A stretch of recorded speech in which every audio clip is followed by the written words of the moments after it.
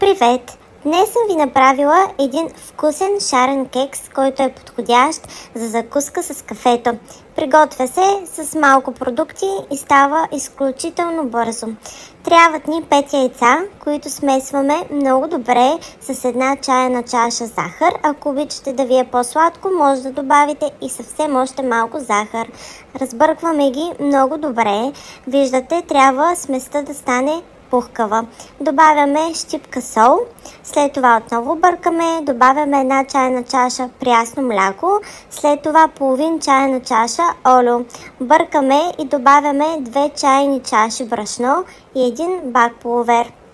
След това може да видите сместа ми колко хомогенна се получи. Ако ви се получи по-рядка, добавете съвсем малко брашно.